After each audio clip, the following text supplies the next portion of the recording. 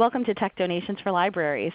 I'm your host, Becky Wiegand, and I'm the Webinar Program Manager here at TechSoup's offices in San Francisco, and I will be facilitating today's event. I've been with TechSoup for 6.5 years, and I have worked on both the TechSoup.org side and a little bit on the TechSoup for Libraries side. Prior to coming to TechSoup, I worked for 3 small nonprofits, so I come to this with more of a nonprofit background. But a couple of our other presenters here today have very library-specific expertise that they'll be bringing to the program. So we hope that you'll feel served, and like I said, feel free to ask questions throughout and we'll do our best to answer them. Also joining us today is Ginny Mees. She is a Senior Content Curator here at TechSoup, and she also helps run TechSoup for Libraries. Before coming to TechSoup, Ginny was a Senior Editor for PC World. She covered mobile phones as well as consumer advocacy issues for both website and print magazines. And she also just got her Master's of, what was it, Library? Help me out. Masters of Library and Information Sciences, MLIS, from San Jose State. Thank you for clarifying. I knew it was something like that. I always mess up which degrees are which. But she is very involved in helping run the TechSoup for Libraries program here at TechSoup, and is a library aficionado on our end. So we're happy to have her joining us. Also on today's call is Tommy Netzband, or Thomas Netzband. He is a Qualification and Eligibility Specialist here at TechSoup, and he specializes in library qualifications for the donation programs and products and services that are available through our programs. He's also an avid snorkeler and spends most of his time making me jealous while on vacation in Hawaii. You'll also see on the back end, assisting with chat, Ali Bezdikian, who is an interactive events and video producer here at TechSoup. And she will be there to help answer your questions, flag them for follow-up, and in general, she helps run our webinar program and create interactive videos. So if you have any questions about those topics, feel free to reach out to her. A quick look at today's agenda. We will be doing an introduction to TechSoup and TechSoup for Libraries for those of you who aren't already familiar with us. We'll try and do it pretty quickly, but we want to make sure that you're aware of the variety of resources that we try to make available through our work to help assist you in yours and in serving your own communities. So then we'll have an opportunity for you to vote and tell us what you want to spend time on in this hour. And we want to make sure that you walk away feeling like you've gotten the answers that you need to move forward with getting donations and accessing technology as much as we can make available through our programs. Then we'll hopefully, as a result of your poll, we'll spend some time talking about the tech donations and resources, how you can engage, how you can access community resources and share your own expertise, as well as getting those donations. We'll have time for Q&A a bit throughout, but we'll also save some time toward the end for more questions and answers. So a quick review of TechSoup. We are a 501c3 nonprofit, and we are working toward the day when every nonprofit and library on the planet has access to technology, knowledge, and resources to operate at their full potential. And in doing that, we've been around since 1987, serving more than 200,000 charitable organizations in more than 60 countries around the world. This includes nonprofits, libraries, foundations, community centers, all kinds of different organizations that we reach out to. And one of the specific areas that we target are public libraries. You can find out more about our programs at TechSoup.org, which we'll visit live in a few minutes. But first I want to have Ginny come on and talk to us a little bit about the resources you can find at TechSoup for Libraries. Which I have some screenshots in here, but I'd love it if she would go ahead and share her screen and show us around a little bit quickly of what we can find on TechSoupForLibraries.org. Thanks, Becky. So I'm just going to share right now. Share my Holodeck, or I guess I can share Firefox. Okay. And go ahead and let us know in the audio if anything takes a long time to render, or if you need us to slow down. Somebody just chatted in that they're hearing an echo, and if you're hearing an echo, it may mean that you're logged in more than once, and you might need to close one instance of ReadyTalk for that echo to go away. So she's going to go ahead and show her desktop here of what TechSoupForLibraries.org looks like, and let us know if for some reason you're not able to see it.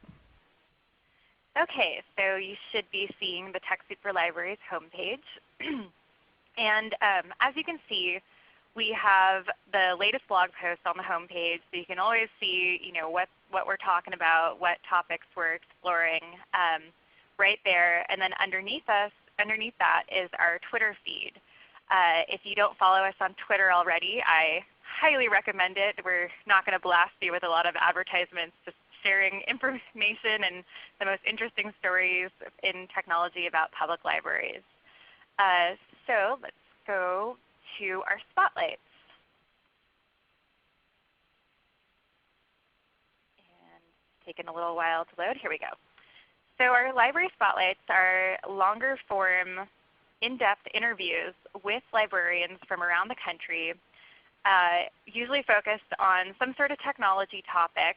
This one was about publicity and marketing and getting funding through this librarian needed to get funding, and she teamed up with a local newspaper and has like a weekly column where she talks about what's going on in the library. So we do these in-depth interviews. We talk about, talk to them about how they did these programs. We talk about what technology they use, what they cover. We try to get a lot of photos. And we encourage you librarians, to tell us what you are up to at your library. We want to know, because librarians, in my experience, I love learning from other librarians. I love hearing what other people are doing and sharing that information. And we want to act as sort of like the medium for you guys to share information with each other. And so I'm just going to go all the way down to here where you can tell us about your library. So this little get in touch form, you can just fill it out, tell us what you're up to. We'll get in touch with you. And we'll either interview you for a library spotlight, or if you have like an idea for a webinar, we'd just love to chat with you. So always tell us what you're doing. Keep in touch with us, either via this get in touch form or with us on Twitter, or you can even email me. Any way you want to tell us what your library is up to. So I'm going to show you our blog. And this is really where we keep the most up-to-date news about what's going on in the library technology world, as well as what's new on TechSoup and TechSoup for Libraries. And so our most recent blog post is this awesome quick guide to making online tutorial videos for e-readers. And this was somebody that we met at the California Library Association's conference. And we loved her project idea, and we were just like, can you please blog for us? Share your information. And so she shared this really handy how-to. And that's another way. If you have like a blog idea, contact us. Let us know, and we'd love to help you share it with the world. So here's another blog that we had on eCrafts, which was really a fun before the holidays type blog. So let's see. I'm going to move on to webinars and events. This is just our little handy calendar. As you can see, we have a webinar coming up on January 21st on engaging volunteers as tech trainers in public libraries. We've got a guest speaker from Denver Public Library, as well as another librarian that just joined on, I believe from Vermont, from a smaller rural library. So that'll be a really great one. I highly recommend that you register. But if you can't make our webinars, we have this whole event archive. And you can find a huge backlog of TechSoup for Libraries webinars, as well as TechSoup webinars that libraries would be interested in. So keep this bookmarked, because we can't always, we have really busy schedules. We can't always make webinars on the dates that they're scheduled, but you can always watch an archive. So let's see. Let's go back to the home page. Now, if you're not signed up for our newsletter, I think that's one of the best ways to stay on top of what's happening at TechSoup for Libraries, as well as any new products that we have for libraries. It's really a low maintenance newsletter because it only comes once a month. I believe it's the third Tuesday of every month, and I write it, so it's just wonderful. I'm just kidding, but it is really informative. And if you're wondering, when something's coming back in stock, or wondering, what we're talking about over here at TechSoup for Libraries, it's just a really easy way to scan through and get the lowdown in your inbox. And then I'll just go quickly to the cookbooks. Now this is something that is sort of the backbone, the foundation of what TechSoup for Libraries was built on. These are guides on tech planning, both for larger public libraries and as well as there's a one particularly for small and rural libraries. We haven't really been keeping these up to date so much, but they're pretty evergreen and just great quick references, something that you can quickly reference and go back to. And they're PDFs, so you can download them, save them on your computer. Really helpful little guides. I'll go back to the home page. So that's pretty much it. I mean, it's a great place to come to when you just really want to find out, what other libraries are doing, or if you have like a tech idea that you want to share with other libraries, we're always happy to help you share that out with the world. Great. Thanks so much for that, Ginny. And Ginny referenced kind of the backbone being the cookbooks. And just to give a little history quickly, this project, you may not have heard of it as TechSoup for Libraries, but you may have heard of it as the Maintain IT project, which was an initiative funded by the Gates Foundation's Libraries Program, or Library Initiative. And since then, it evolved into TechSoup for Libraries, and we've also partnered to have funding around the BTOP rollout and working on broadband technology and working on helping set and get information out about the EDGE initiative. And we've had partnerships with WebJunction and OCLC. So we've worked on this for many years at this point around a variety of topics, hoping to help libraries with their technology, as well as helping them better serve their communities with public computing access and public broadband access and things like that. So this is a really big part of what we do here at TechSoup, and we hope that you find it useful. I'm going to go ahead and stop sharing and just take us back to the slide deck, because I'd like at this point to have you participate in a little bit of interactivity here and answering a couple of poll questions for us. We know when you registered you answered a couple of questions, but this will help give us an idea of who here on the line is already registered with TechSoup, who doesn't know, or who for sure isn't.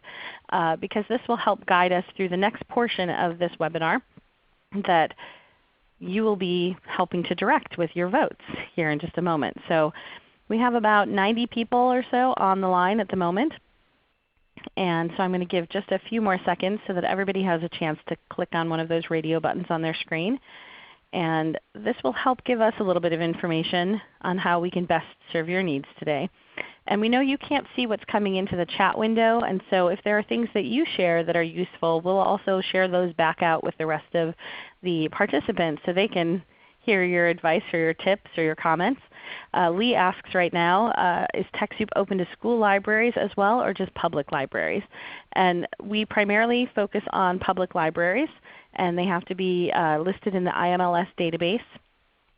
You can also access TechSoup's donations if you are a 501c3 friends of a library. So there's a variety of ways that we help connect with libraries. Our content may be just as applicable to a school library as a public library, but the donation programs are somewhat restricted because our partners set the restrictions. And we'll talk a little bit more about that in just a couple of minutes.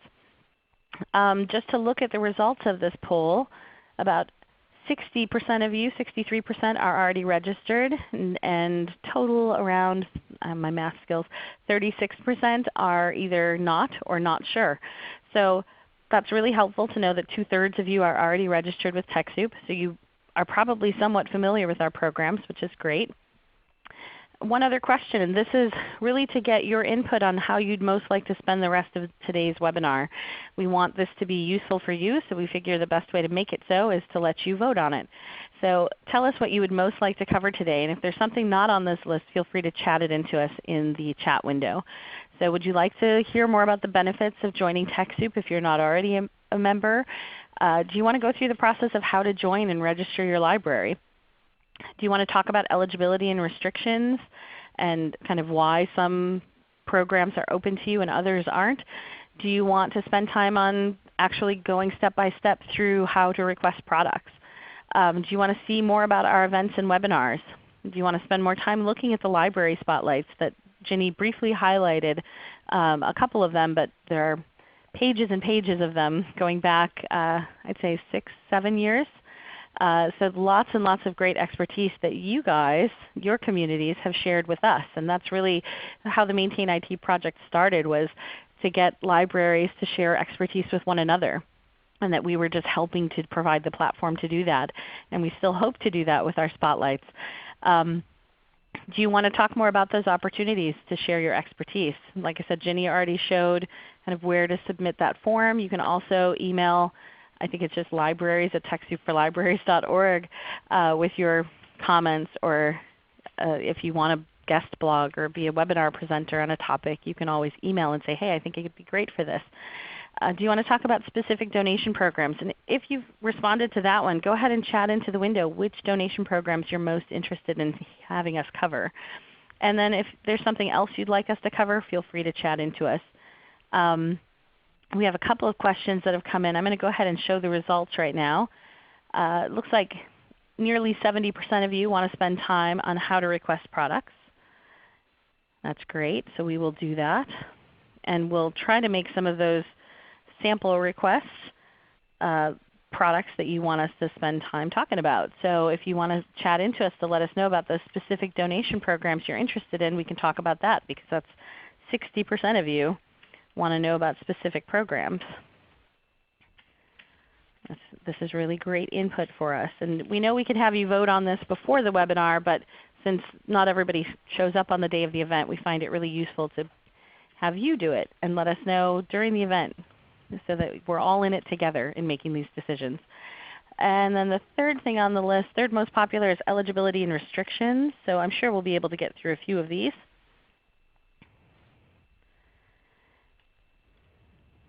And Sue makes a good point here in the chat asking what specific donation programs are available. So what ones are there to pick from? So we'll go ahead and look at that. And I think that's actually a great place to start.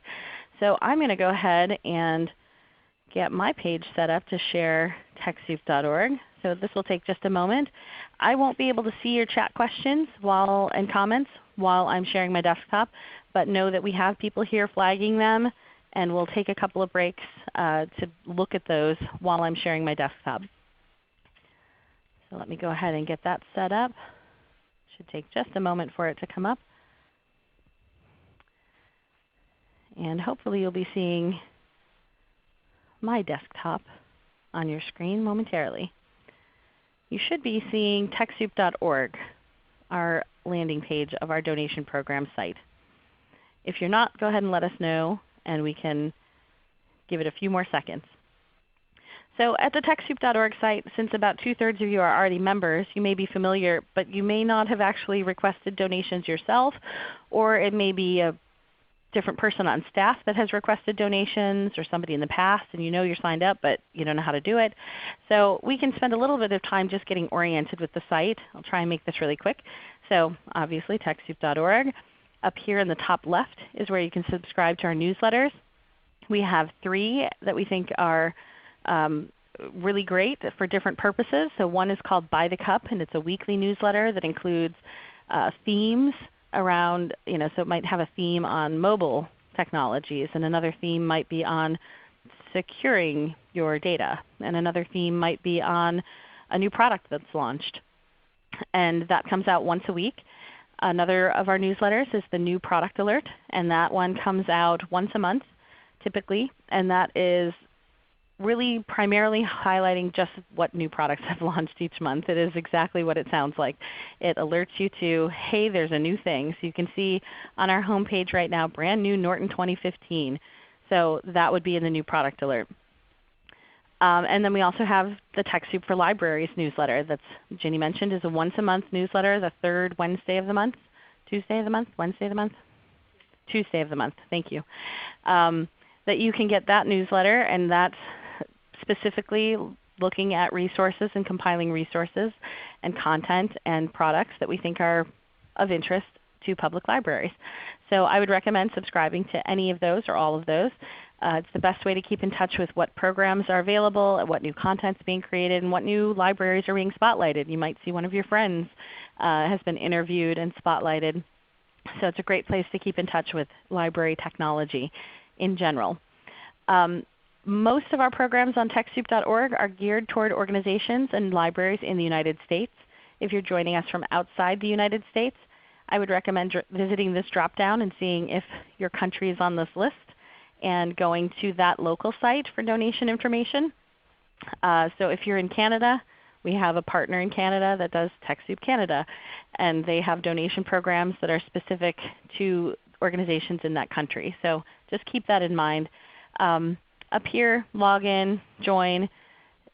As an individual, you join TechSoup, so you might have signed up as Jean at DuluthLibrary.org or .gov. But that doesn't actually register your library. So you want to make sure that you're both joined as an individual and that your library is registered. And you can do that through these links up here at the top right. You can also do them in this big box here on the right side where it gives you all the steps to joining, where you sign up as an individual member, you register or associate yourself to an existing organization. So you can look up your organization either by EIN number or to see if your library is in the IMLS database and maybe it's already registered with us. You can check that here. And if it's not, then you can go ahead and register. And then you get to start requesting products and services. So it's really somewhat simple. It seems very simple on paper here. But really consider it like a grant fulfillment process, because it's not equivalent to going to Amazon and requesting a product and getting it at your doorstep 2 days later. Most of the programs on our site are electronically delivered if it's a software program. So just be aware that you'll get an email that has that product license in it, or may have a link to where you install and download. But it still has to go through the process of approving that you are actually eligible for that donation. And the eligibility, which was on this list of things that you guys wanted to cover, eligibility is really determined by our donor partners. So if you look over here in this Get Products and Services drop-down, you can browse by a variety of different ways. So we can browse by donor or provider, by category or solution, by organization type. You can see there's a bunch.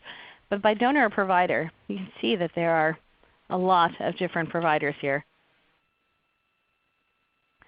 So each one of these providers gets to say, I really want to donate my products to organizations serving homeless communities, low-income housing, youth services, and public libraries. And they need to have a budget of less than $100,000 a year, or whatever they want. They can set those criteria. So you'll find that you may be eligible for Microsoft donation, but you may not be eligible for Donor Perfect or whatever example here.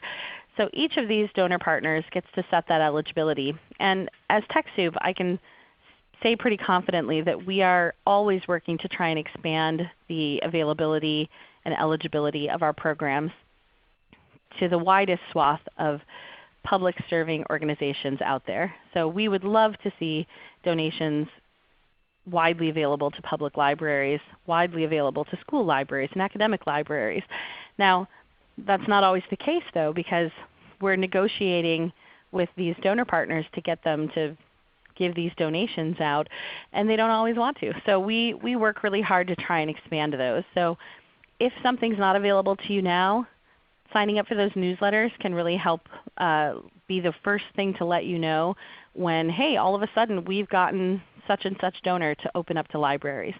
So I would recommend coming back to check if you've been told that you're not eligible for something in the past. Definitely check again. And there is a great way to find out what you are eligible to request. And down here on this left side, it's called Check Your Eligibility. And it's a little quiz that you can go ahead and click on. And with this little quiz, you can find out really quickly. You can check off that you are a 501c3 library, a public library without a C3 status, a nonprofit C3, if you're none of the above. So for the purposes of this event, we'll do a U.S. public library without C3 status, since most public libraries are not C3. You can say our organization is located in, we'll go with Arizona today. And then you can say the following organization type best fits my organization's mission. And public libraries often are kind of put into a very specific org type, and that's because the IRS has a definition of codes that they use, and that's what our system works on. They're called the NTEE codes. And so in this case, you don't have a big drop down to choose from, and so you can select your org's mission. It's non-501c3 if it's a public library. If you're friends of a library and you have a C3 status, definitely fill it out as a C3.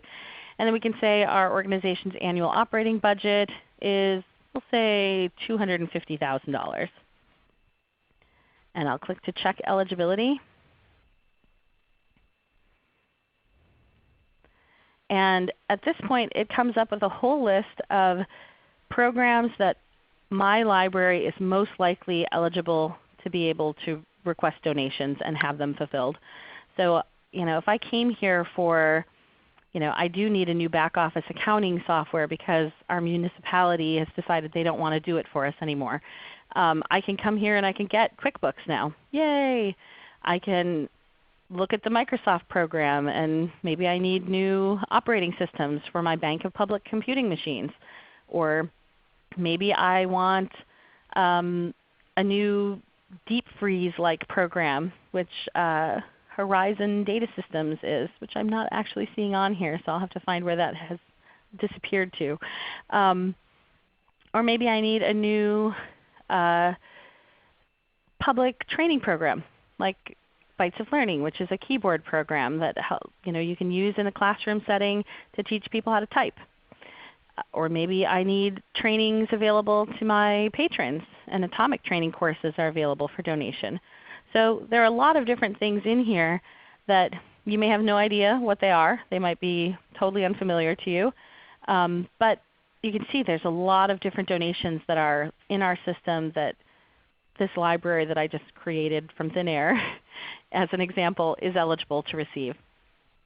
Reading Eggs, which is a reading program. So lots of great tools. The tool that we're using today, ReadyTalk, that's available. ReadyTalk webinar programs. So this is a great place to start if you're not sure. If you've done this process and you're logged in, I'm going to go ahead and log in since folks wanted to look at how to actually request products. And I'm just going to use my regular login, which has a bunch of different accounts associated with it. And so it automatically up here shows that, hi, B. Wiegand at TechSoup, that's me. So when you log in, it should be something that you recognize.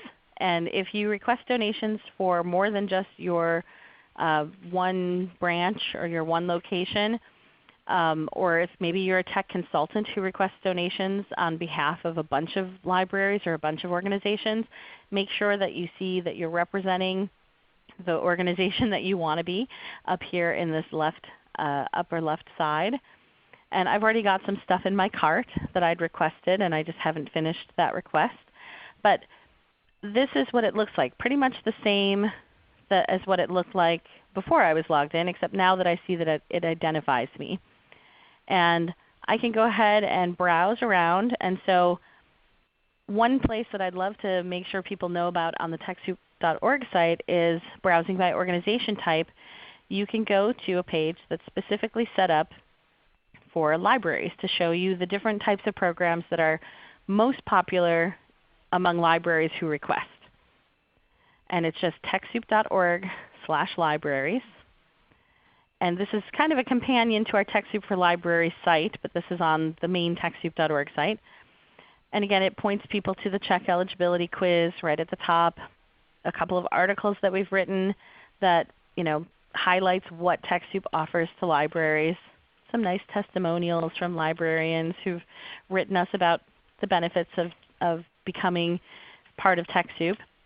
Joining TechSoup is totally free. There is no cost to be a member. And whether you request donations or not, you can always read and comment on blog posts and participate in our forums, ask questions. All of those things are totally open to you whether you are affiliated with an organization or not. But you can see related content over here. So what TechSoup offers libraries. We also have this Public Computing Resource Center. So if you need information about setting up your own public computing center, or you want to read something about thin clients versus individual computer setups, this is the place to find some of that. We've got great content that coordinates with a lot of different topics here. And you can see comments in our community forums. This from our community, a quick guide to making online tutorial videos that Ginny mentioned. And so this is feeding in from the TechSoup for Libraries.org blog. So you can find all of this in one place. We also have content that's coming from the TechSoup blog, TechSoup.org blog, that highlights content that we think is relevant to libraries. So teaching online safety, how to build a curriculum for that, and how to teach your community how to stay safe online. And then highlights and spotlights of libraries that we think are just doing really fantastic work, and that are sharing their success with us about how technology has helped enable them to better serve their community. Also, you can see related webinars. So one we did recently was on public tech instruction, so how to help people with online job searches. So us having experts who do this on a monthly basis or weekly basis and teaching courses on online job search assistance, we try to make that content really available and easy to find for you. In addition, in this center section, you'll see the top programs for this organization type. So we're on the libraries page. So what we found is that these are the programs that libraries that come to TechSoup and get donations are most often requesting. So they're most often requesting Microsoft donations, Intuit, which just opened up to libraries in October, I think. So again, we're always working to expand the availability of some of these donation programs to extend them to libraries. Symantec, which now offers their newest product, is a combination of Norton security products just in one bundle, which is pretty fantastic. And we'll be doing a webinar on that next Thursday if you're interested in learning more about the new Symantec products. And our Refurbished Computer Initiative, which is bringing business-grade refurbished computers, tablets, laptops, desktops, to nonprofits and libraries at a much reduced cost for really great and not very used equipment. So these are some of the programs. Some of the newer programs that people or that we're highlighting here. FileMaker. It's a discount program, not a donation. So they discount it substantially for our audience. And then I mentioned earlier Horizon DataSys, which is an alternative to deep freeze. So if you're looking for something that can help restore and kind of wipe your public computers in between users, this might be a good opportunity or a good option for you. And so I'm going to go ahead and click on that, and we can walk through the process of how to request. And so here on this page, you see a little description of what it is. You can see information about the restrictions and eligibility. And then as I scroll down, I can see the products that they make available. And so they make available a donated product and also a discounted product. And to know the difference between the two, they may be the exact same products, but the admin fee may be different. And so that's where looking at the eligibility and restrictions can help answer, like, oh, so this one is $40 admin fee. Maybe the discounted one is, I'm not sure what, but whatever that difference is may mean that it's an organizational budget thing, or it's the size of the organization. So that's where you can find that information. And so we'll look at this assuming that we'd be eligible for the donation of this, and we want the 5 user licenses donated to offer system restore software for my Windows-based PCs in my library. And so I'll go ahead and click on that to view the details. I can see that it's available, that this is a download. So again, I mentioned earlier, it's not likely that you're going to get a boxed product with a disk in it to put into your disk drive on your computer, because most new computers don't have disk drives. So just be aware of the format that you're requesting, so you know to look for an email that tells you your request has been fulfilled. Follow these links to get access to the licenses and download your products. So you can look at this and you can see, okay, I've requested quantity 1. Maybe I need 5 of these. So this is where I'd want to look at the eligibility and restrictions to see, can I request more than 1? And over here you can see an organization may receive 1 of each donated product and any number of discounted products within a fiscal year. So that could be the answer to the discount versus donation. So maybe I can get 1 set of 5 license donated, and if I have a bank of 10 computers, then maybe I need to request 1 at a discounted rate as well. And then I've got my 10 computers covered. So I would recommend really looking at these tabs, looking at the description, what it includes, what the capabilities are. Oftentimes, it's the same content that they might have on their website, and so it might link you to their site to give you some details. It looks like there's a downloaded trial version that you can play with. So these are things that I think are really useful just to spend the time noodling through to make sure that it's a good fit for you before you dive in. And one thing that's great about our community is that people love sharing information and they love sharing their experiences. So you can always go to our community, post in our forums, and say, hey, has anybody used this Rollback RxPC? What was your experience? And you can ask and get feedback before you invest your time and public funds and your resources and your staff effort into rolling it out. You can also do a quick search up here in our search box. You can always search for any topic and see what comes up. And you'll find sometimes webinars, sometimes articles, sometimes community forum, sometimes blog posts. So there's a lot of ways to do some research about the products, particularly for the ones you may not already know about or may not have a lot of experience with. So here you can look at the system requirements, and again that rules and eligibility. I'm going to go ahead and add 1 to my cart, assuming I'm eligible, which I'm logged in as a crime prevention nonprofit, so I'm not actually logged in as a library at the moment. And now I can see that my products in my cart went up to 7 items instead of 6, and the admin fees changed. I'd love to have Tommy come on for a couple of minutes and just talk a little bit about the admin fees and how those kind of come to be, and answer that question that I know is probably out there for many of you. Sure, Becky, I'll be happy to. The admin fees specifically, what we do is just basically take a small admin fee. These products, as you can see on a retail basis, are a lot more expensive. And as a nonprofit ourselves, the admin fees are really how we run, how we're able to stay in business, have these webinars, have employees to help you, and have a qualification team. So we usually do them in a range of 5 to 10% the product's value is really what the admin fee is. So for that small 5 to 10% admin fee, you of course get all of our services, webinars, programs. Really everything that TechSoup offers is through these admin fees. So it certainly is a win-win situation for everyone, because we can continue to do this work based on those admin fees. So I think that would be a good explanation of why they're offered. And feel free, folks, if you want to continue asking questions in the chat room. We're open to those. One question I just to change gears a little bit, Becky, if we can, is I find most libraries registering is difficult for them, because often, because we're dealing with nonprofits, a library automatically will try to register themselves as a 501c3 library. It's probably the most common error that happens.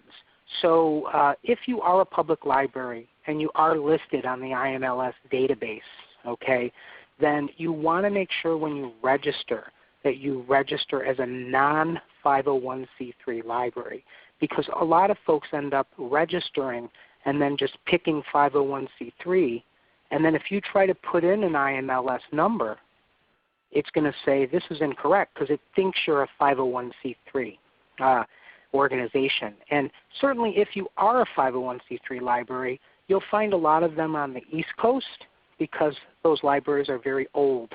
And before there was that library system, libraries were nonprofit organizations.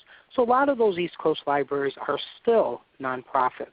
And I'm finding them popping up a lot in other states now too, like Texas.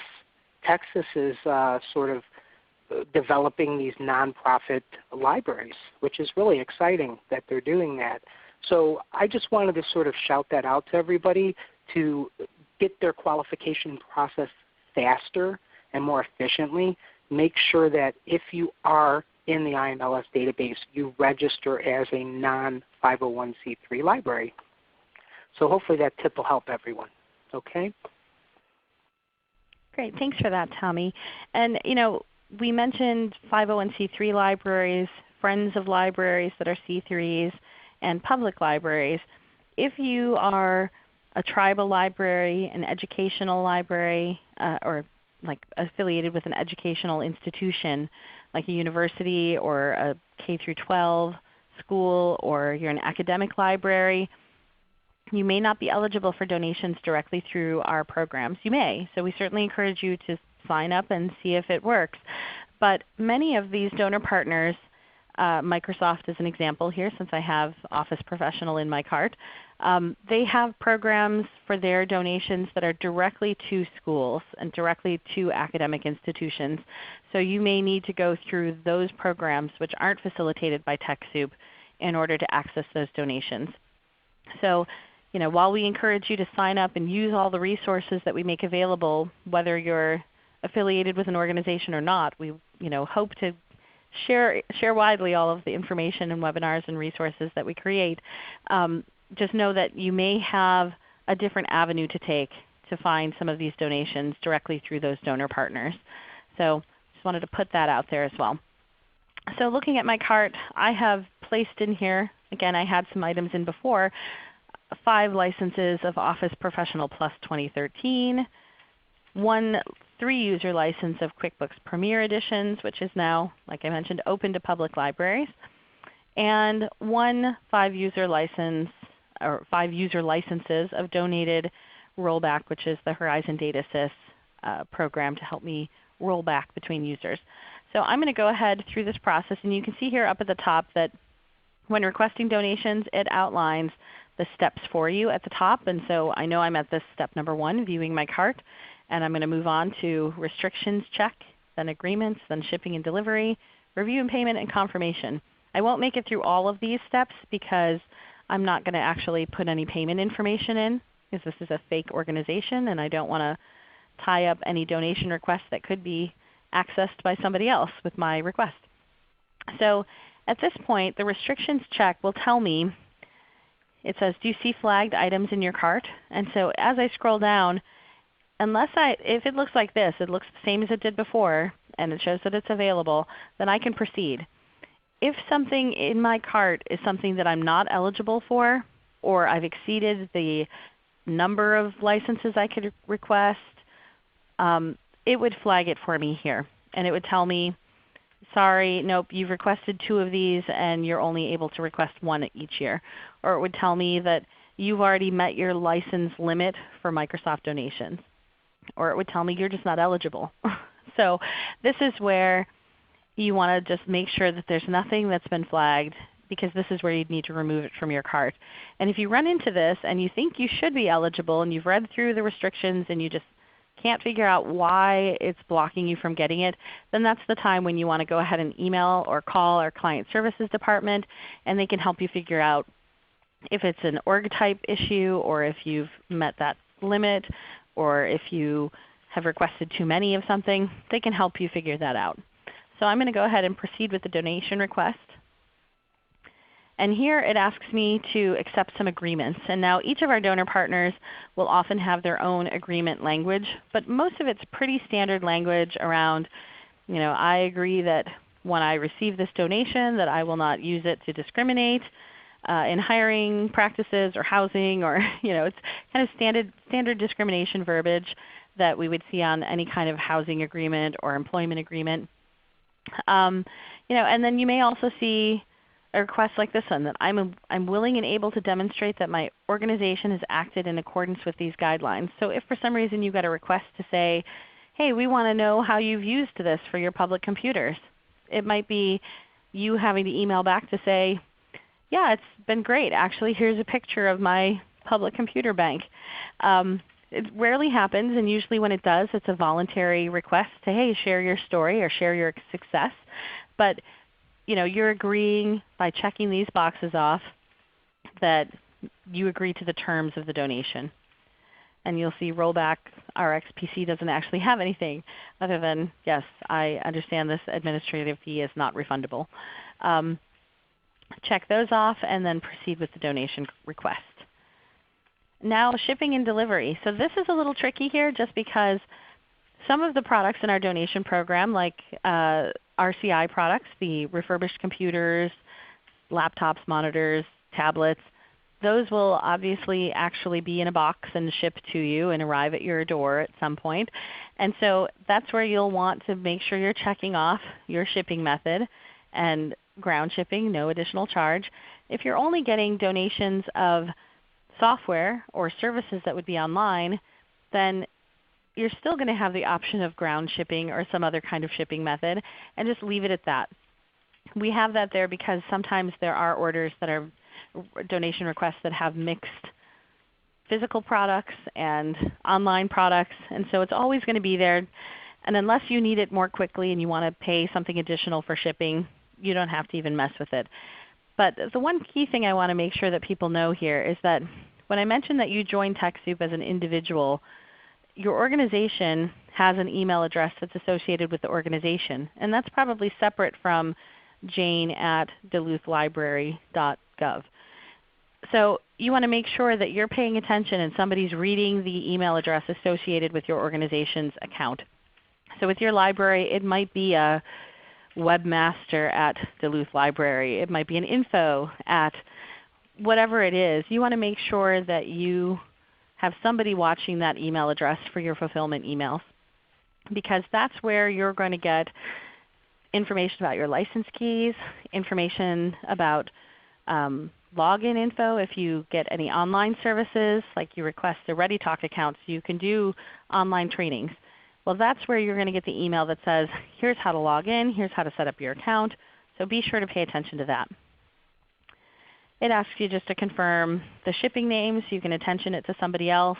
For example, if you're requesting donations on behalf of your whole branch of libraries and you want it to go to a different person, definitely go ahead and put their name there. Then we can go ahead and proceed with our donation request. And at this point, it wants me to review that, yes, this all looks correct, and add my payment information. So here I'm going to stop, but this is where I would put in my credit card info or check info. Now if you're doing a check and you want to process that, just know that your donation won't be sent until that check is received and processed, which is pretty standard with a COD type system. So I'm going to stop here and I'm going to bounce us out, unless, you know what, let me have Tommy let me know if there are any questions that you want us, of people asking to show specific things on the site before I bounce off the site. And then I can go ahead and take us back out for Q&A. Great. Thanks, Becky. It seems like most of the questions are really more driven right now on registering and differences between 501c3 and non-501c3. There's a little confusion too on the IMLS number, which is your FSCS number. Okay, and that can be found. I did post it in there. Somebody had asked that question, but you can go to harvester.gov. That is where that is located if you're looking for that number. Someone had a very interesting question about a church library or a religious org library, and that can be a tricky question because does the library itself hold the 501c3? Or is it the, say, church's library and the church holds the 501c3. So in that case, the church or religious org would register themselves not as a library, but just as a 501c3. It wouldn't be eligible, unfortunately. Okay, but that seemed to be the two big ones. But I've answered all the questions, and I think that it was a very informative session. Yeah. Great. Thanks for that. And thank you, everyone, for your questions. Well, and on that church question, so if you go to register and you find yourself torn between, maybe you do leadership development and you do housing outreach and you do, youth programs, and they're all part of your overarching library or your branch or your community center that happens to have a library or whatever it may be, what we ask people when they select their organization type is to really look at the overarching primary theme or primary mission that you work toward. When you do that eligibility quiz that I showed you earlier, it's a great opportunity to walk through it and select one and see what the results are, and select the other and see what the results are. If they're both really, if maybe your organization does two things, really legitimately splits its time between these two different areas, I would definitely take the time to do the eligibility quiz twice and see which one gives you the greatest access to the donations that you need for your programs. We're acting in good faith in negotiating with these donor partners and telling them that they trust that we're vetting organizations to ensure that the appropriate organizations of the appropriate budgets that they set for their granting criteria are receiving the donations. And we're putting that good faith in your hands too, that you're going to put the form forth that has the information that's accurate and that you're serving your community with the donations that you receive. So we are, we understand if you're serving your community and you do it in a couple of different ways, that you may have a couple of different categories that could equally fit your organization's type. So take a little bit of time in doing that. And if you are already registered and you think you are not in the correct category, and you think maybe you registered your organization as a 501c3 library when you really are a public IMLS listed library, well, that's when you can get in touch with somebody like Tommy, and he'll help categorize you over again so that you can access the donations that are appropriate for your organization. So I took myself to the registration page here to sign up just to show as an example. And you can see it's a pretty basic form. This is me signing up as an individual to start. Like I mentioned, that's the first step in this process, is joining as an individual. So I'll enter my TechSoup email address. So now you'll all know how to get in touch with me after the event. And I'll create a password and confirm it. And I'll give myself a new member name. And the member name is your own username that you would use to identify yourself in a blog post or in a forum thread. And then a security question, just pretty standard to keep things secure. And we do ask these types of questions because once you're in our system, you may be doing credit card transactions, you may be requesting donations and signing those agreements and approvals for different donations. So we do try to make this as secure as possible. And you can see up here at the top in our URL that once you go into these forums, you're in a locked HTTPS site. So we're doing our part to keep things secure, and we hope that you'll put security questions and logins and passwords that will keep your data secure as well. So I will create my own security question. There you go. You'll all know my childhood nickname. And this gives me the opportunity to sign up for these different newsletters. And since I'm a library today, I'm going to say, heck yeah, I want TechSoup for Libraries newsletter. I agree to the terms, and then it asks me to ensure that I'm human and know basic math, which is sometimes a challenge for me as a human. And then I go ahead and sign up for TechSoup. And it's given me an error because I probably have used this email address too many times. But you can see it's a pretty straightforward form. Oops, it's asking me for a password again. Sorry about that.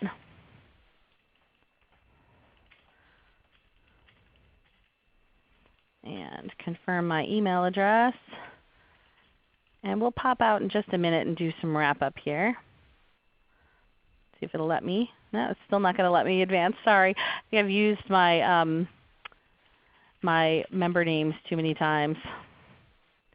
Well, as you can see, it should be a pretty easy process if you haven't done this process 20 times like I have for test purposes. So we're back at TechSoup.org.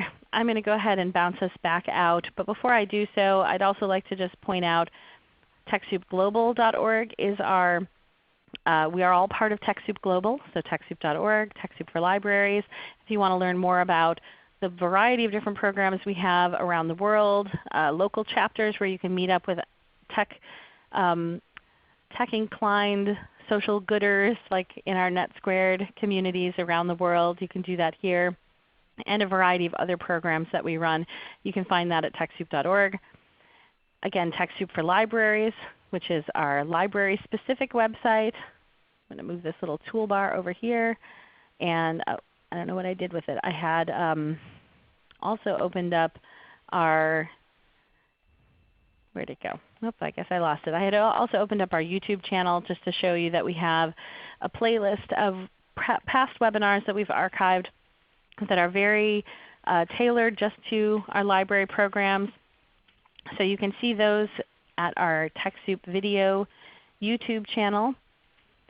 And it looks like all of the questions that were in the queue have been answered. So I would invite you all to join us in our community forums if you have any questions at TechSoup.org/community. That's where you can share your expertise, post your questions, answer other people's questions, and just the long list of resources of websites that we've shown. TechSoup.org, TechSoup for Libraries, TechSoup.org/libraries is that page on our site where you can get the eligibility quiz. And then lastly, I'd like to invite you to join us for other upcoming webinars. So next week I mentioned we're going to have a webinar, same time, next Thursday, on Symantec's Norton security products. They are new to our catalog, and it's a new way that they're distributing them and a new bundle of products that they're including. So if you want to learn more about their security rollout, you can do that. And then on January 21st, we have a webinar on engaging volunteers as tech trainers in public libraries. So each month look for at least one webinar that's going to have a very specific library focus. And then on the 22nd, you'll see we have a webinar on making grants research simple. So if you are a library that writes grants, grant proposals, and you need to research where to get those funds, this would be a great event for you to attend. Then on January 29th, we'll be talking about how to do technology planning for the new year that we're in. So with that, I would love to thank everybody for joining us today. I really appreciate all of your great questions on the back end. And I'd like to thank Tommy and Ginny for doing such an admirable job in answering all of them, so we didn't have any verbal Q&A today, and Allie for helping manage the chat questions as well. Lastly, I'd like to thank our webinar sponsor ReadyTalk for providing the use of this platform for us to present these webinars on a regular basis. You can look at TechSoup.org/ReadyTalk to learn more about using this program in your own work. Please take a moment to complete the post-event survey. It will pop up when you close out of this webinar, and it will help us to continue to improve our webinar programming. Thank you so much everyone, and have a terrific day. Bye-bye.